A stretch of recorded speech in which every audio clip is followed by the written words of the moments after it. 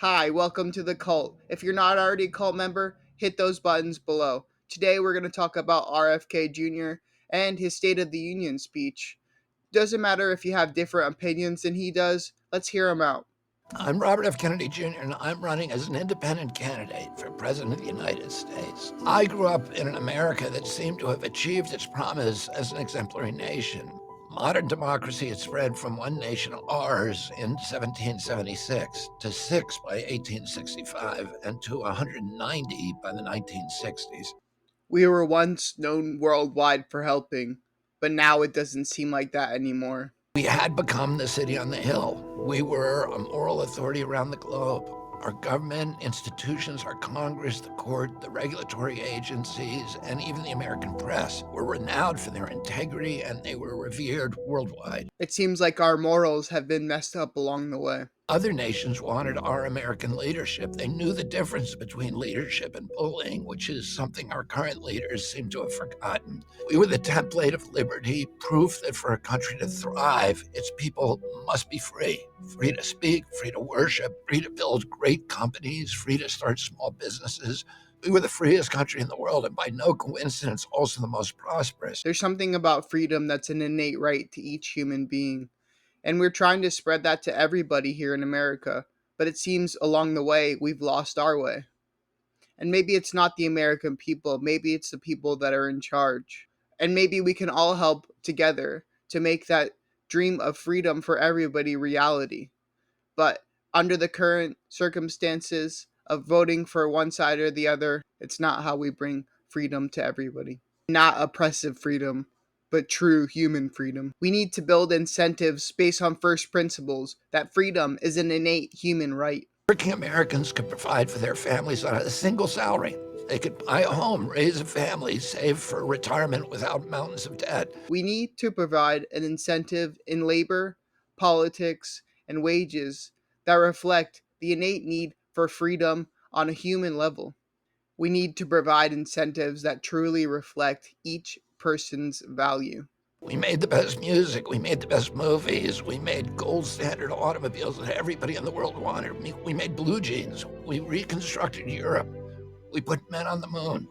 We're the world's healthiest, best educated children. Our productivity, ingenuity, our can-do spirit were the envy of the world. We had confidence in our strength, our capacity, and the limitless potential of our country. The amount of value that we provided to the world ripples out even today. And we are talking about American politics, but there's so much that the world has to offer, so much value that the people of all different cultures have and can provide to the world. We need to create a level playing field for everybody to rise up to our level. Freedom on an international scale, freedom on a global scale. The space race provided us a common goal to unite under. We need something like that again to propel us to the next frontier. Yeah, we had serious racial and environmental problems, but in the heady days of my youth, the environmental movement and the civil rights movement were picking up steam. My father and some of his allies were fighting to eliminate the last pockets of hunger in Appalachia, in the Mississippi Delta, and on the Indian reservations. And we became, for the first time, a true constitutional democracy in this country with all races voting and holding political office. We truly are a melting pot. In order to be this melting pot, we have to have equal rights for everybody that lives under the American flag. No matter what religion, race, sexuality, we are all united as one humanity. Other countries aspired to be like us, and our children grew up proud of their passport, proud of their flag. My uncle, President Kennedy, left us a legacy of peace and the hope of ending the arms race and winding down the Cold War. Those were the traditions of freedom, prosperity, and peace that my father, my uncle, and Martin Luther King Jr. were striving to protect and advance. These strong ideals and leaders are something we need to look to create the new society we're about to come into. In the half century since their deaths, we've lost touch with that vision for our country. And I want to tell you right now that we can still restore that America, the America that almost was, and yet may be. But we have to start by being honest with ourselves. Neither my uncle nor my father would recognize the version of America that we have today. How far we have fallen from grace. What's that quote? Doing the same thing over and over again, expecting different results is insanity. We really need to look at what's gone right in the past and what we want to keep going forward. But we have to start by being honest with ourselves. Neither my uncle nor my father would recognize the version of America that we have today. We become a nation of chronic illness, of violence, of loneliness, depression, and division, and poverty. Our great cities are becoming tent encampments, modern day Hoovervilles filled with undocumented immigrants and dispossessed Americans and people living in their cars, plagued by mental illness and addiction and despair. Our border has come under the control of criminal drug cartels that traffic in desolation and fentanyl and in busloads of desperate human beings. Our children are drowning in a crisis of alienation, of dispossession, and complete disconnection from their communities. We've lost far more of our young people to drugs in the last decade than in the 20-year Vietnam. It's not rocket science to see that people are struggling. The people of America are struggling mentally, emotionally, physically, and economically. And it can't go on for much longer. We really need a solution. Is this guy the solution? I don't know, but maybe he's the start to a better tomorrow. Because obviously, voting for one side or the other has not been working for us recently. We've printed 9 centuries worth of money in a little over a decade and spent $8 trillion on regime change wars. Those wars have made America less safe, our country less strong, and the world far less stable, while sending prices through the roof as our infrastructure falls apart. Tens of millions of young Americans no longer even dream of owning their own home. What happened to America, the land of opportunity, where you could be sure that if you worked hard and played by the rules, that you would have a decent life?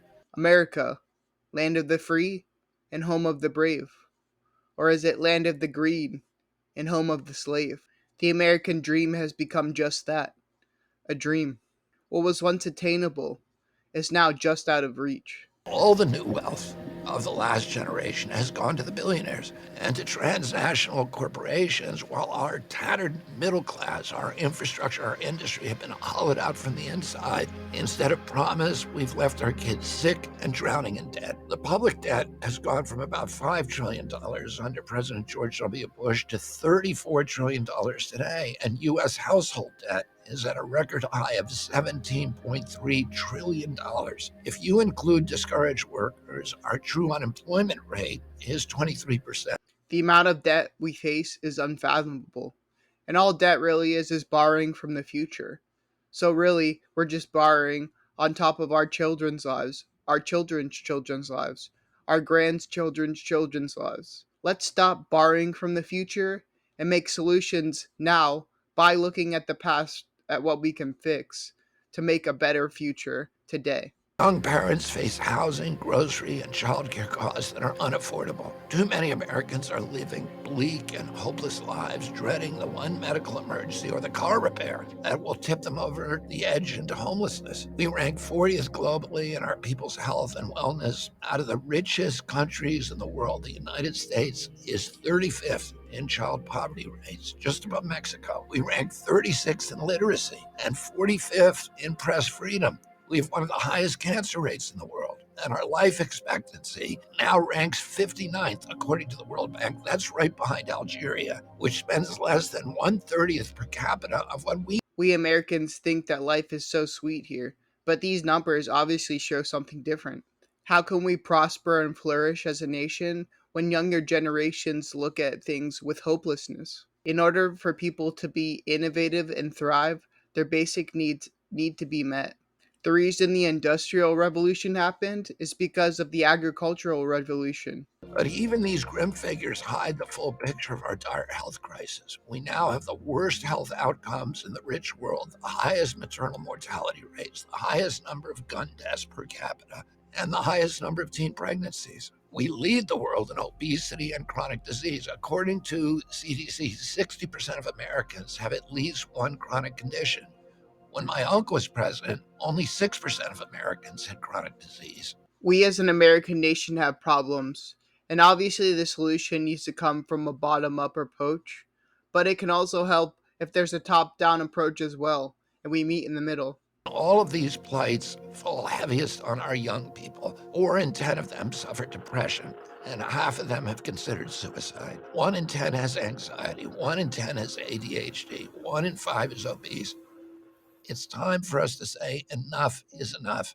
Our future generations are born with our children, and we need to make sure that our children have the best opportunity to thrive, to make the world a better place. It would be best if they started out healthy and could see a path towards success. We were once a free and thriving nation, the healthiest and strongest in the world.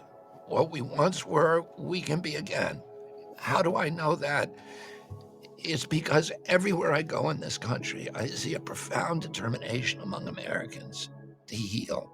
We might have become the sickest country on earth, but we also have the most ingenious healers, both inside and outside conventional medicine. We may have sky high levels of depression and addiction, but we also have innovators who have opened up new frontiers in recovery. We have some of the world's most depleted agricultural soils, but also some of the world's most innovative and energetic regenerative farmers. We have serious economic problems, but we also have the brightest and most ambitious entrepreneurs. We face hunger and homelessness, and yet we meet it with the highest philanthropic rates in the world and bottomless kindness and compassion. We may be on the mat today, but we can be on our feet and happy and healthy and strong again with good leadership tomorrow. All these facets are about shifting perspective from our current perspective of fear to a new perspective of hope.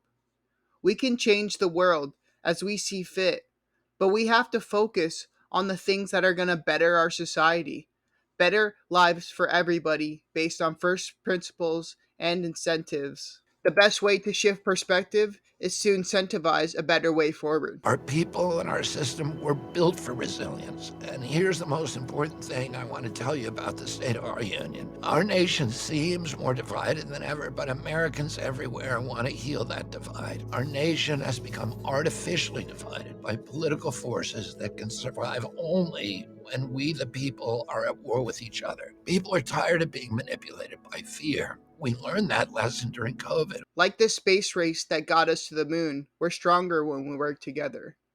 And maybe it doesn't just have to be the American people, it can be the whole world united to work towards a common goal of striving for interplanetary species to change our civilization type on the Kardashev scale.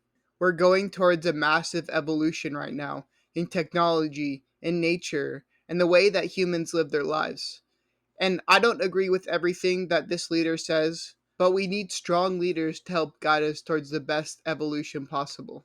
It's not about me anymore. It's about we. We recognize that the same techniques of manipulating fear are being used by elites today to corral us into voting for one political candidate or the other. Americans are tired of these dire warnings that to preserve democracy itself, you better vote for our guy. Let's change from the Hegelian dialectic of having two sides of the same coin, two sides of ultimately the same actions, just giving the illusion of choice. Let's switch to something completely different, something entirely new, something like RFK Jr. I can tell you that in every state of this union, people are rejecting fear mongering.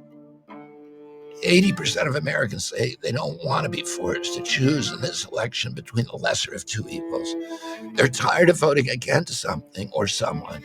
I see it in the crowds of mixed Republicans and Democrats and independents who attend my rallies that a growing number of Americans are rejecting divisiveness. They're ready to unite, to rebuild this country, and to fulfill the promise of the America of my youth. They're ready to vote for something and for someone they like, for someone who represents hope and healing, for someone with a inspiring vision for America's future, for a future that they can believe in. Let's vote for someone rather than against someone. Let's vote for hope rather than against fear. So that's the State of the Union that I want to bring you today. It's a nation that hungers to heal. It's a nation ready to face reality, to rebuild, to end the forever foreign wars, to clean out the corrupt Washington establishment, and to turn again toward peace, freedom, good health, and prosperity. We have everything we need to change this nation. The real question is, are you going to vote and be a part of the change? When we unite in that vision, we're going to be unstoppable. Thank you, and God bless you. Just remember, the power of the people is stronger than the people in power. I hope that you gained a little bit of something through this and maybe opened your mind a little bit. I'll see you guys next time.